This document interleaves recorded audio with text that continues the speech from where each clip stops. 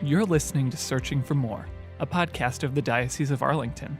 On this episode, Father Paul Scalia, Vicar for Clergy for the Diocese and pastor at St. James Catholic Church in Falls Church, discusses his Irish heritage and sheds light on the legacy of St. Patrick. You know, one of the things that is that I think is very important for him is, and ironically, so his asceticism. I mean, this is a man of tremendous sacrifice and mortification. And the breastplate of St. Patrick, or St. Patrick's breastplate, this powerful prayer, which is really, it's almost a prayer of exorcism. I mean, it's a very powerful prayer against evil. And it gives you a sense of what he was facing. Here, Father Scalia offered greater insight into one of the world's most popular saints and the irony of how we celebrate his feast day. This episode's host is Billy Atwell, Chief Communications Officer of the Catholic Diocese of Arlington.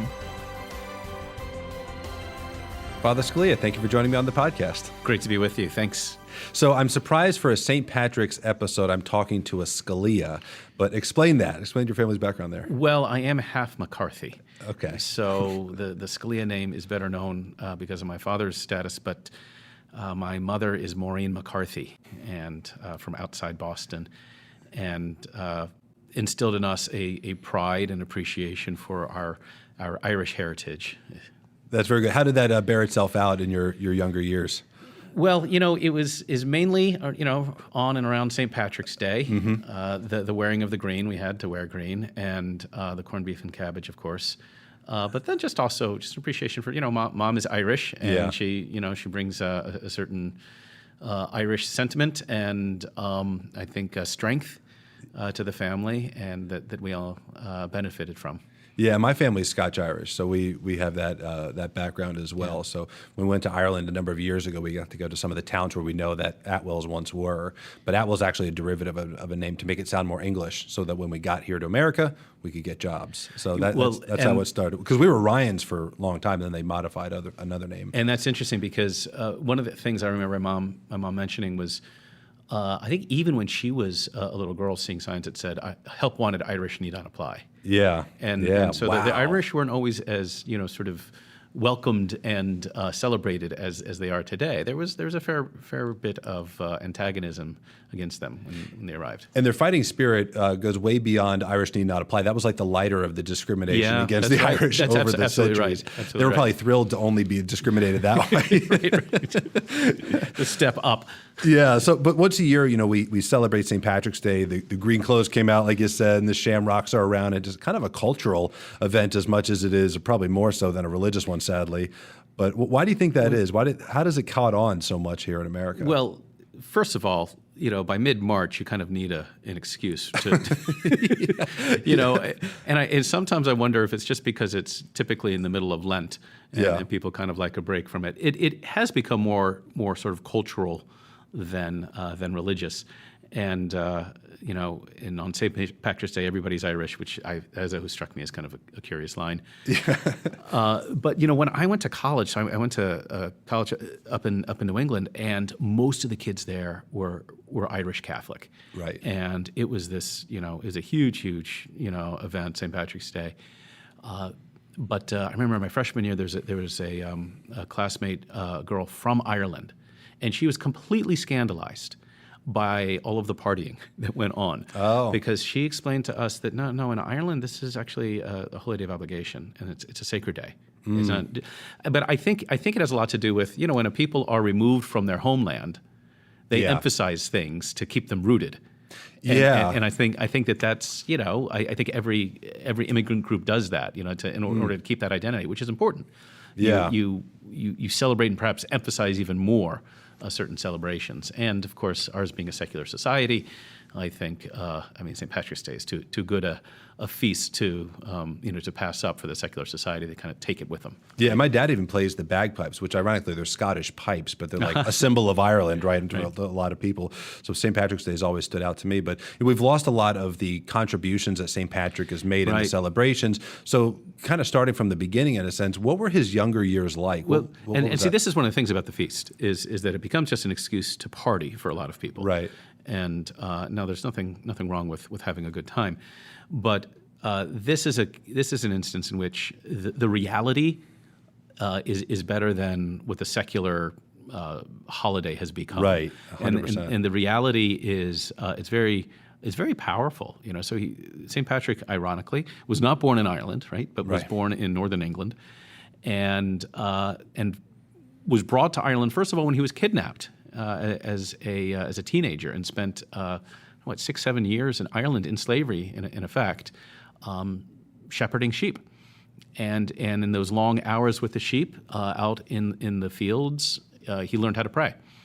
And he growing in that intimacy with God, he felt, had a vision. And on the basis of that, he escaped from Ireland, made his way to Europe, actually back to England for a bit, and then to mainland Europe to be ordained, to study theology, to be ordained, and then ultimately to go back to Ireland.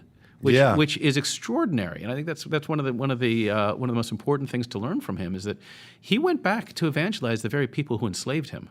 Yeah, it's a very Christ-like example. Our Lord, dying for the people who were crucifying him, and St. Patrick going back and bringing the freedom of the gospel to the people who had enslaved him. It's a wonderful, wonderful witness. And he's fascinating too, in part because his faith. We hear in Scripture, faith is a gift.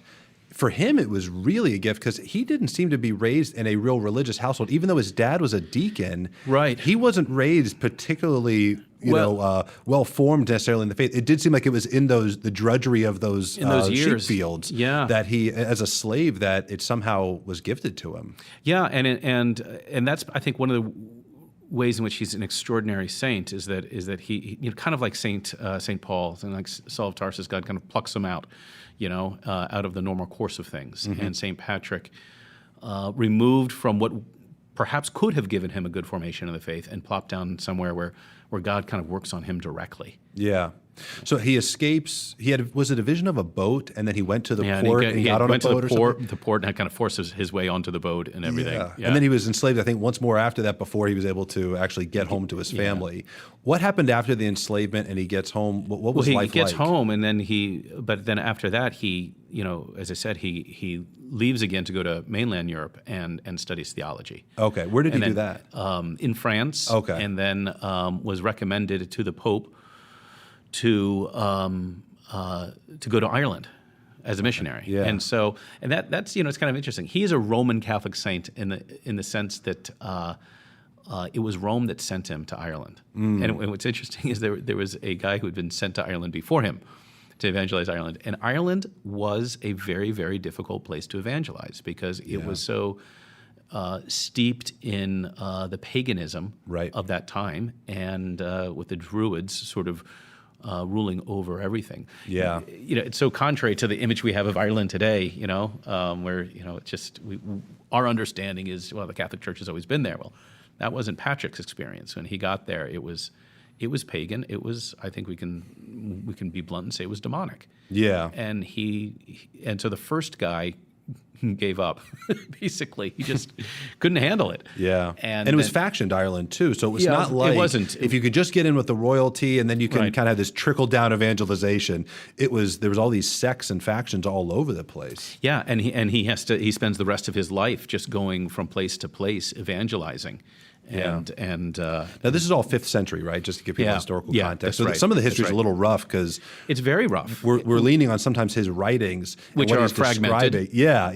He's describing I think the Druids as primitive. Well, at that they were like, well, then that must have been this window of time. That's how sometimes we're piecing these years together. It wasn't always quite clear. And primitive, I mean, he did grow up in a Roman culture, right? Right. So he would have had the benefit of Roman civilization and sort of looking at a wild place like Ireland as what it was, which was primitive. It hadn't. It wasn't lettered. It wasn't. It didn't have all of that culture that the Roman Empire had extended to so many other places in the world. What were some of the gifts that he had that helped him evangelize? I mean, we always say he drove the snakes out of Ireland, he converted Ireland, all these kinds of things. So what was it about him that made him so effective? Do we know? Well, I think it's the tenacity. Right. I think that sense of the call that he received to evangelize and to go back to Ireland. and being rooted in that call and being very aware of it. And it just, I think, simply put, his faith. I mean, just his, and by that I don't mean.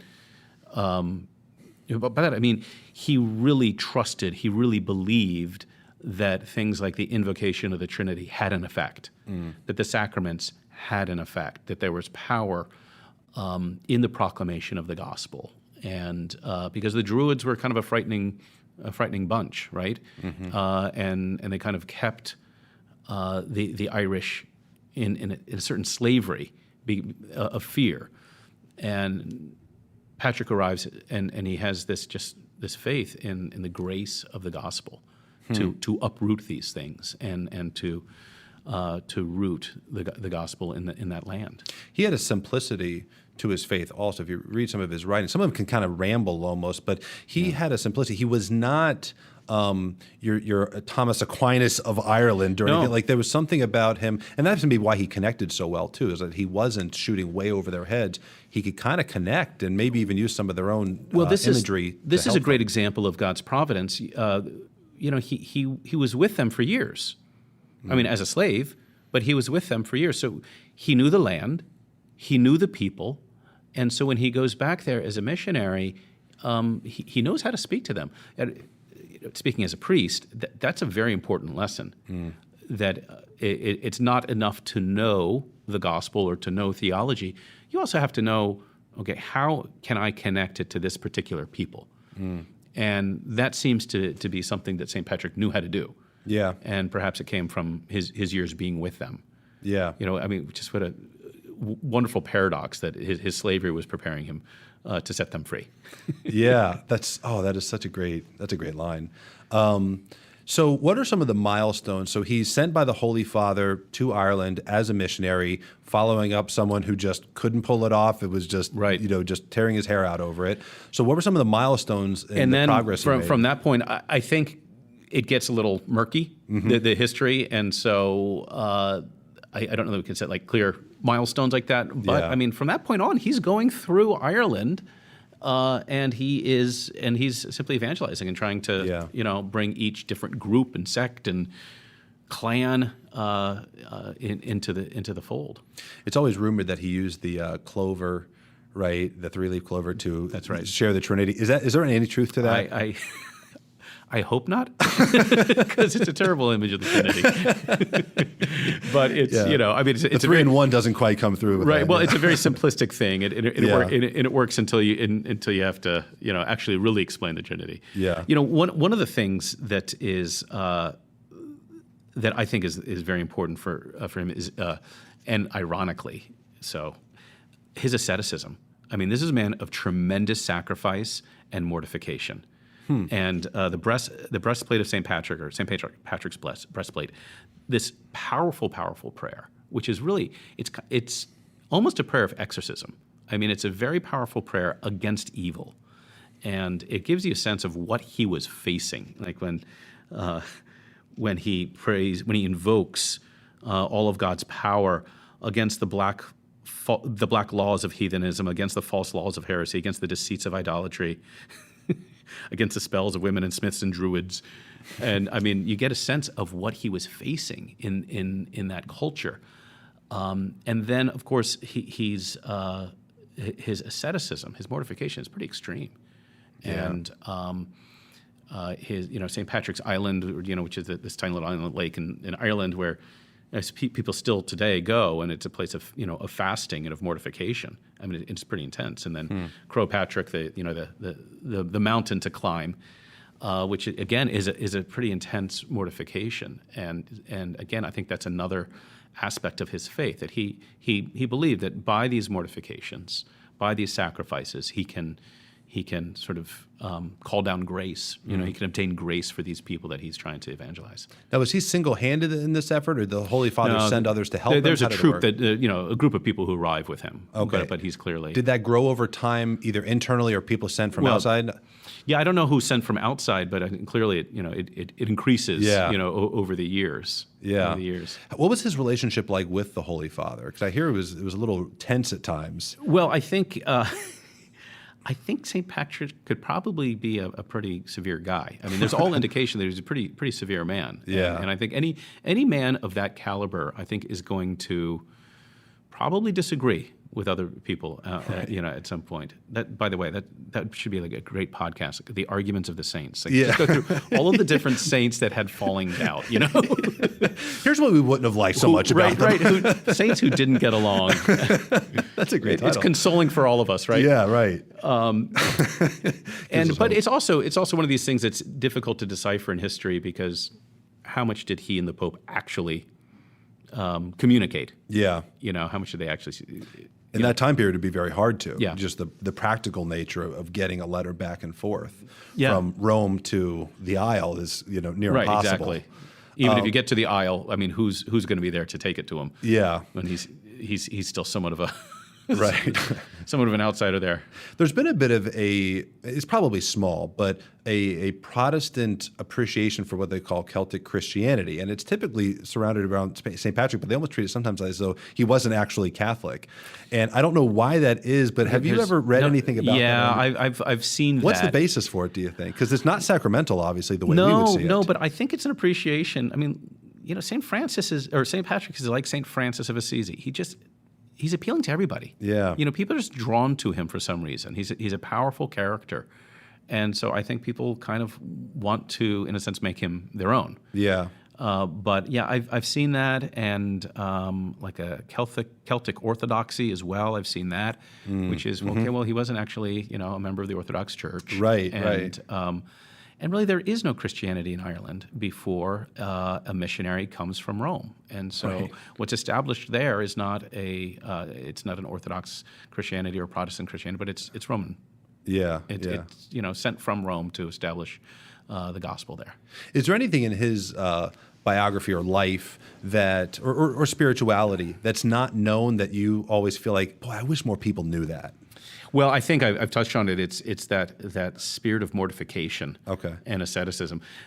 What strikes me about that is, again, his feast always is in the middle of Lent. Is in the middle of Lent, and people want a dispensation from all their Lenten sacrifices. Oh, yeah. And I think to myself, well, I'm not sure Patrick would want you to. He'd want you to double down, maybe. Exactly. Do that thing twice. In honor of St. Patrick, I'm really not going to eat meat.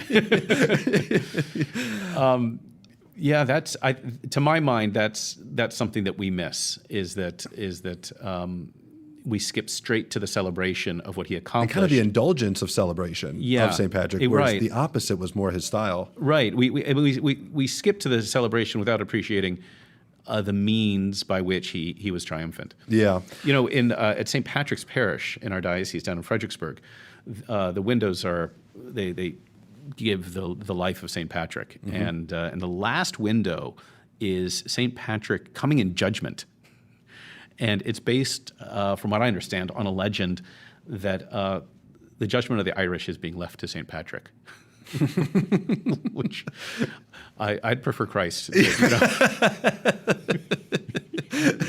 The merciful hand of final judgment over St. Patrick. Because he's going to send, after all I did for you guys, But it's an interesting thing that shows just how sort of essential he is in the establishment of the gospel there. He was obviously a courageous person, because to go to Ireland, where it was so pagan and heathen and, like you said, evil and even demonic, and it's just this huge spiritual wasteland of that. And to take that on really should give us some consolation that we've been dealt a pretty good hand. No matter what time you've been born in since then, you haven't been handed what he had with Ireland. Yeah, and that also, I think, shows how the gospel transforms a culture.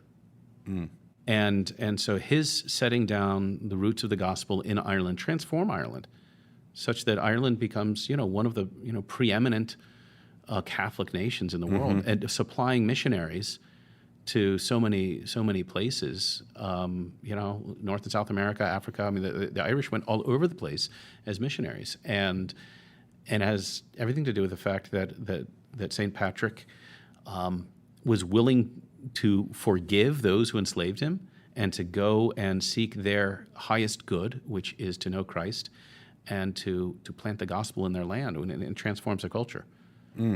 That's beautiful. Yeah. Are there any good books? People that want to dig in deeper, is there anything that you recommend? I don't. I mean, I think reading what you can of his Confessio, confession. That's like his famous work. Yeah, and even that's kind of difficult going because Yeah. it's a little piecemeal.